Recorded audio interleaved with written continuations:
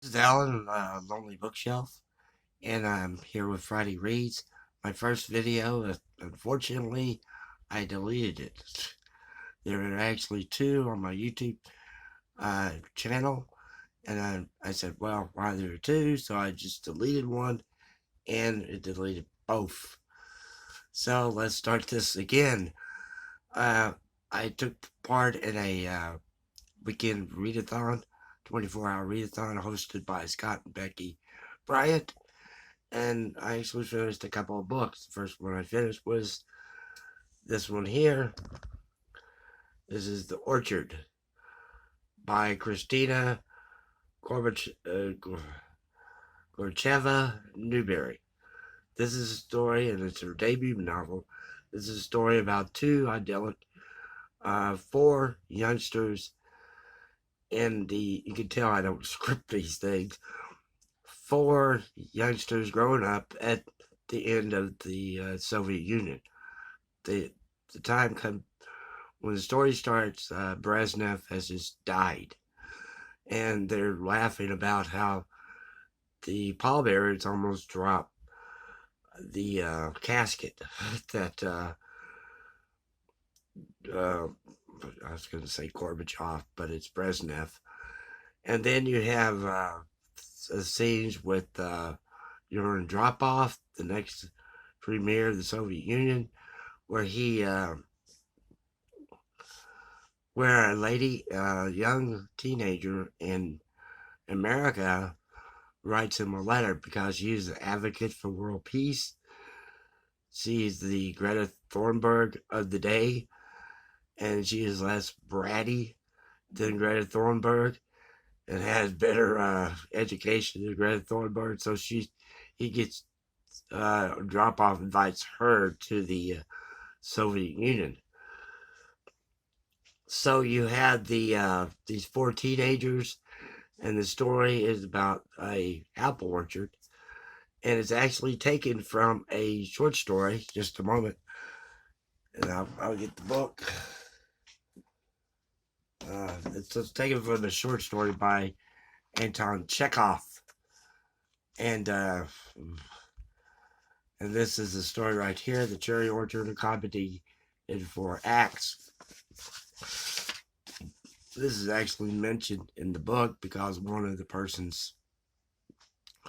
teenagers in the book is very familiar with Anton Chekhov, extremely familiar, and with his writings, and he kind of likes to read.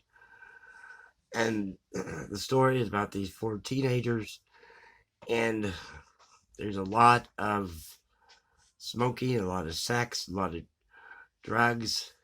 Oh, well, there's no drugs, but there's wine involved, and it's about them, the two girls and two guys, and it's about the two girls exploring their own bodies when they're growing up. And I won't just say anymore because there'd be a lot of spoilers in it. There is a second part in the book which I felt was kind of a downer to me. And yeah, this is called The Orchard. The next book I finished was a novel without a name. I did a book review about this one, and this is by Duong Hong. She is a Vietnamese writer. This book was banned in Vietnam, and she was put in momentarily in prison. She now lives in France, and this is actually a translated work, and it was translated by, let me see, it was translated by Fall Houndon and Nita McPherson. And so this is a very good book. It tells the story of Quang, who has been fighting in the war since he was 18. He's now 28 years old. And he goes back to his village where he hasn't been in like 15 years. And all the changes that has taken place there. And how the people in the village really are suppressed by the communist leaders. They can do whatever they want to. Communist officials, they can rape their women, and it's for the communist cause and everything. So this is a very good book. The next book, well, I actually in the process of reading two, and while I looked the book up, I like to thank people for subscribing and making comments and liking the video. I gotta learn how to spell here. And liking the video. The next one is that I'm reading. It's called Silent Death. This is by the crime author Peter May. See if I can bring it up here.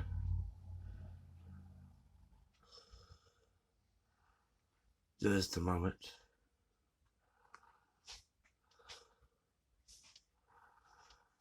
And this is by Peter May. Peter May is a crime author, police procedural type author. He is and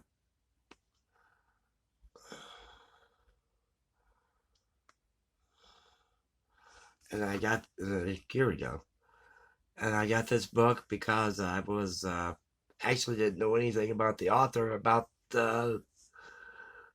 what it was about, and I just got this because Amazon has the Kindle drop down box where they have you can the daily deals on Kindles where you can get it for 99 cents or for free.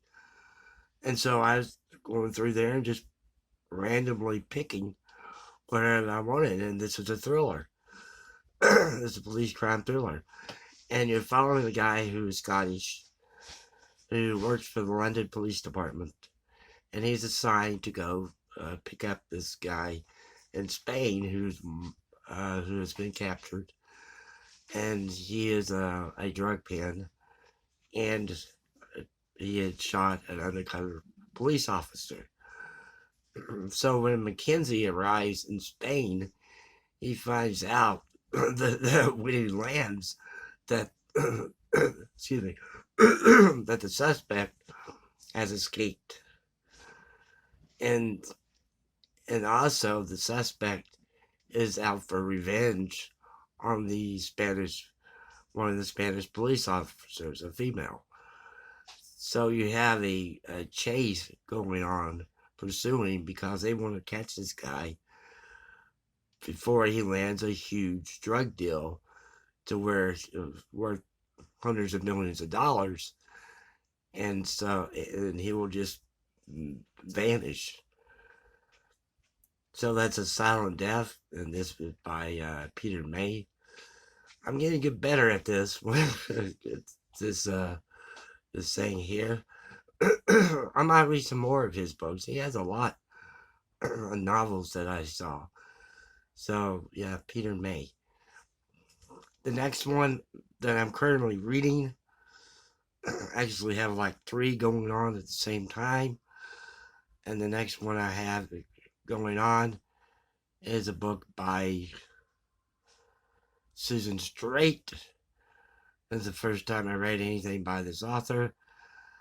And she is a pretty well-known author. And see if I can find one of her books here. Oh, I was even reading her books. And so this is from my NetGalley account. And NetGalley, they'll give you free books by the publisher. But also, they'll send you an email throughout the year saying, oh, do you want to read this book? You want to read that book? You don't have to, what's the word? You don't have to, the publisher doesn't have to critique your profile or anything for you to read it. And that's how I got Cosa Whitehead's book, Harlem Shuffle. because I never read Up Close and White Hand and wanted to read one of his books, and so I just said, sure, I'll read it. And by the way, Orchard comes out in May 15th. The only criteria of NetGalley is that you have to write a review on your social media pages. That's the only criteria. And also on Barnes and Noble. Sometimes I write them on Barnes and Noble customer reviews, and I write them on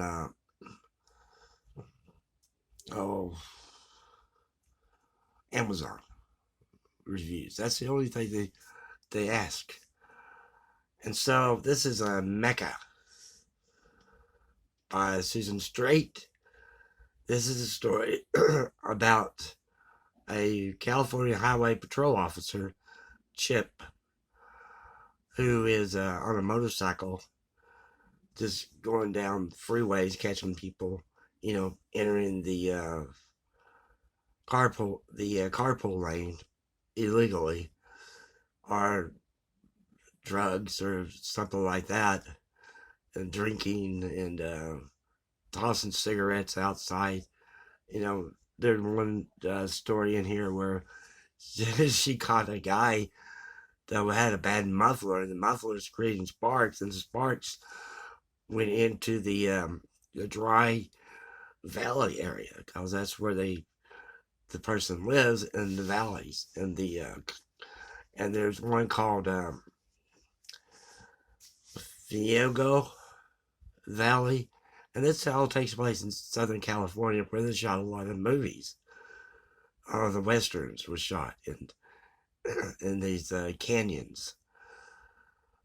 I said valleys, I meant canyons. And there's a dry area, and so is it, but it's also fertile. And so this Chip officer is reminiscing about growing up, about his life, and he is Hispanic, and he has been called all sorts of names like wetback, go back to Mexico, and things of this nature. So it's about prejudice, it's about racism, it's about and so far it's a pretty good novel. I'm only about a quarter of the way through it, and so his mother has been called wetback, go back to Mexico. She said, I've never been to Mexico because my family has lived here before California became a state. And so you don't know anything about people, just assume that since they're Hispanic, they must be from Mexico.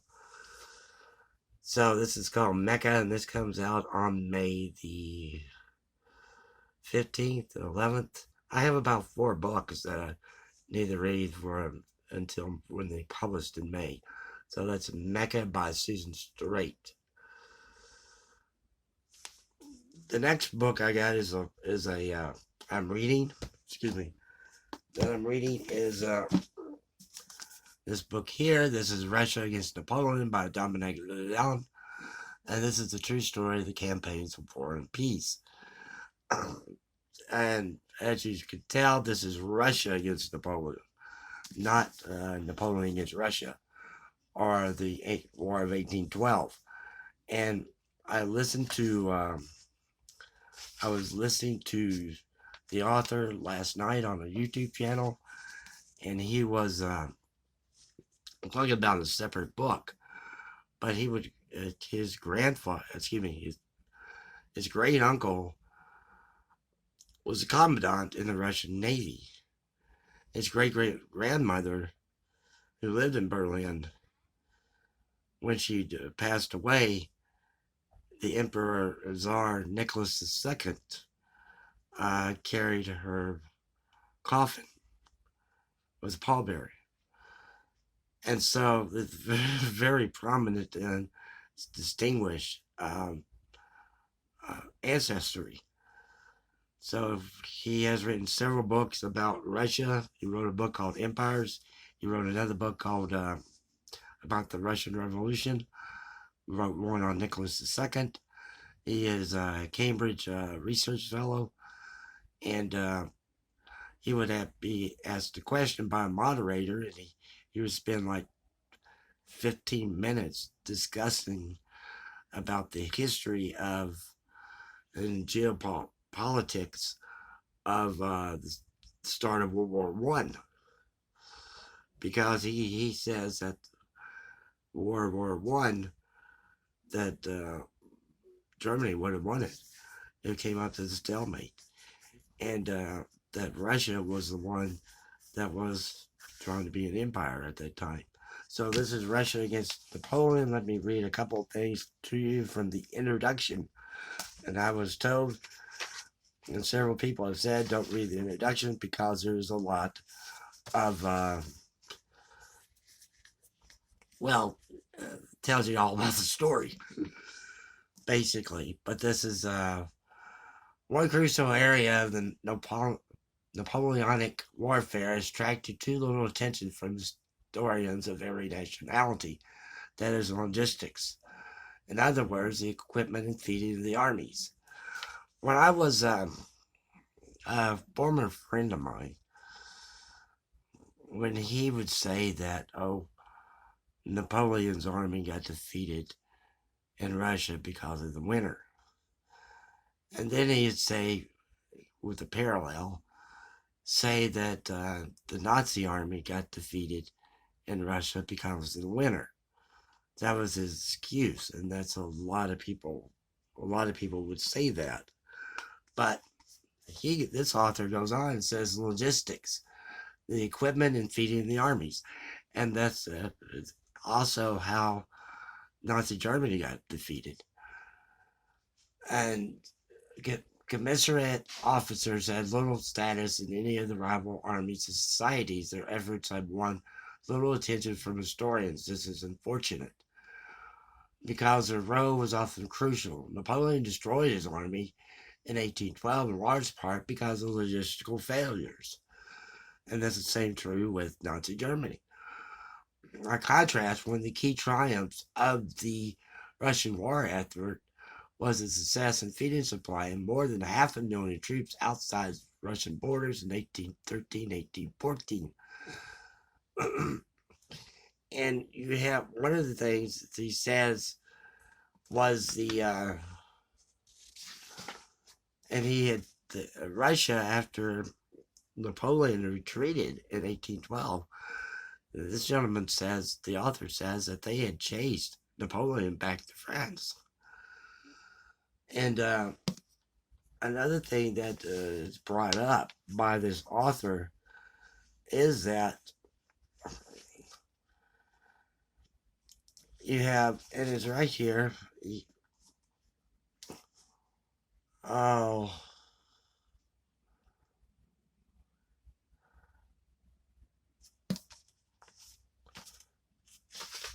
let me see. Sorry about that. I need to find it.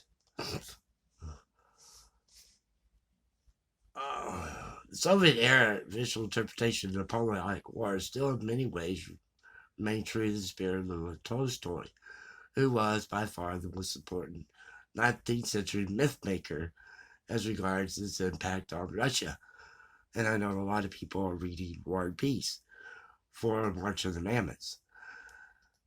And understanding Russia's role in the Napoleonic era, I just said that. Tolstoy depicts elemental Russian patriotism as united defense of national soil. He paints Kutuzov, who is the commanding officer of the Russian troops, as an embodiment of Russian patriotism and wisdom, contrasting him with the idiocy of so-called professional military experts, which sees as Germans and pedants. Conception of history, in any case, leaves little room for skillful leadership or even for the moral strength, courage, and patriotism of ordinary Russians. Tolstoy ends his novel War and Peace in December of 1812 with the war only half over and the greatest challenges still to come. And so that interpretation that Tolstoy presents is wrong. And one of the things this gentleman points out is the fact that it happened also against the war against Napoleon, happened also against Hitler's Germany, Nazi Germany, was the fact that both times Russia and the Soviet Union went on a defensive. When your enemy is quick, decisive, they go into battle, they're quick. The best way you can do is to stall that enemy, bog them down into a long, drawn out fight, a long, drawn out battle. I remember the boxing match between Muhammad Ali and George Foreman, and when they fought in Zaire. Foreman would see how long he lasted. Wouldn't last through 3 rounds. He wouldn't go over that 3-round mark. So what Ali did was go on the defensive. He drew Foreman into a long boxing match. Went over 6 rounds, 7 rounds, 8 rounds. And it would tire the person out. Just like Russia did, just like the Soviet Union did. You tire your opponent out, and then you take advantage of them. So thank you very much. Thank you very much for watching, and I appreciate the subscribers, and thank you very much for the comments, and have a good weekend.